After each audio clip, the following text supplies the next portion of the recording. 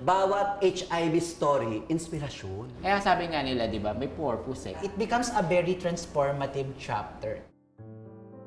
So ano naman yung napakonvince sa'yo to undergo HIV test? Kuya Lee? Yung na-diagnose yung live-in partner ko, 6 years kami.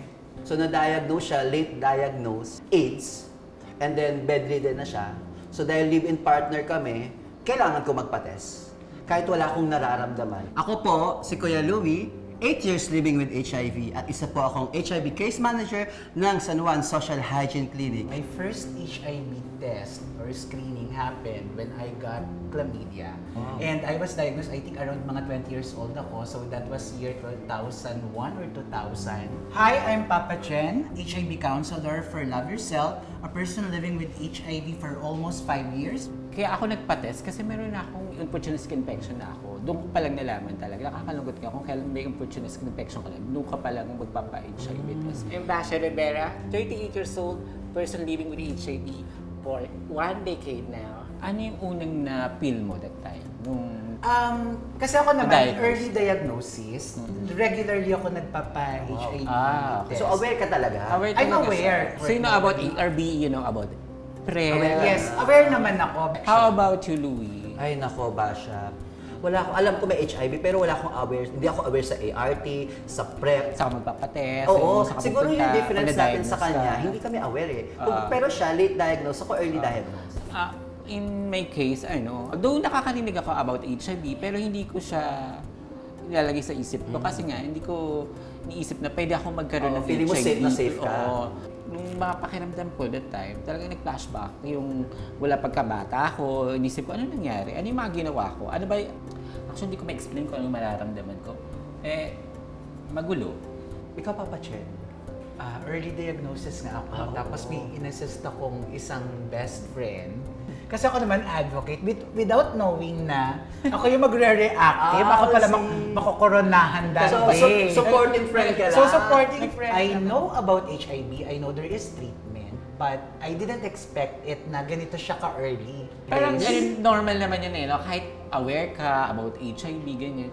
Pero pag ikaw na, Kesa mag-move on na may HIV Hindi ako. dumating yung takot na baka ako rin mamatay. may ganun. So iba-iba tayo. Ako kasi that time, feeling ko yung takot talaga na mawala.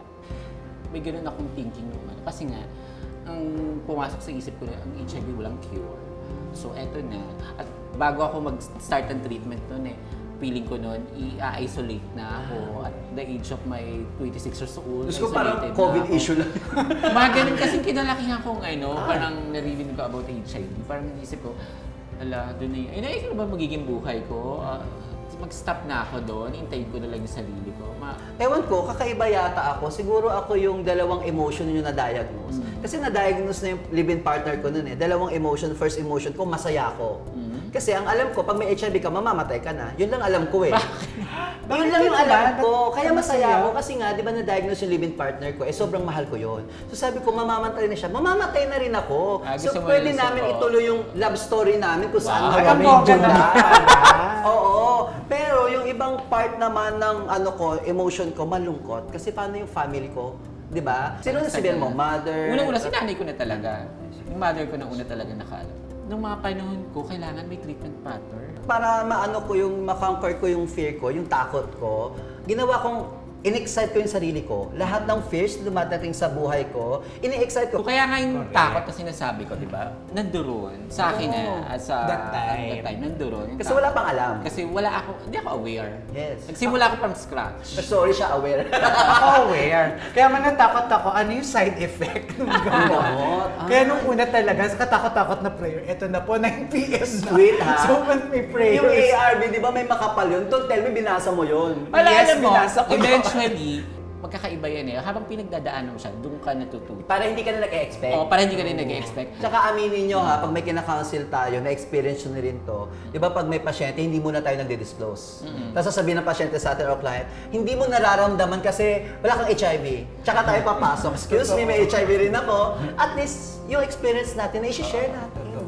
Sila as like our blood brothers, every journey is unique. Iba-iba talaga siya sa kada tao.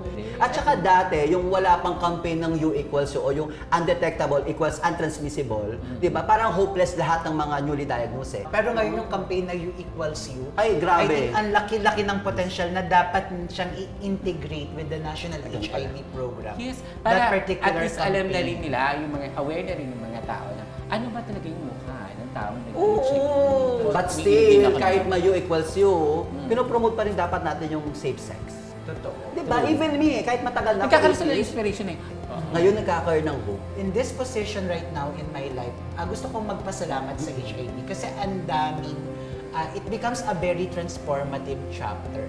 I'm not proud how did I acquire the Yes, infection, totoo, but what totoo. I am proud is the person that I have become. Yeah. Doon, pwede kong ma-question. Pero ngayon na nandito na ako sa advocacy, parang isip ko, ano nga ba yung life ko kung hindi ka naman naging positive? Oo. Ano bang Totoo. lesson na binigay sa'yo? Mapapabuti ka kaya? Eventually, parang isip ko, somehow, may nangyari sa akin. Kaya sabi nga nila, di ba, may purpose eh. Kung ano yung Totoo. purpose, eventually, doon mo pa lang yung Blessing in malalaman. disguise. Bawat HIV story, inspirasyon.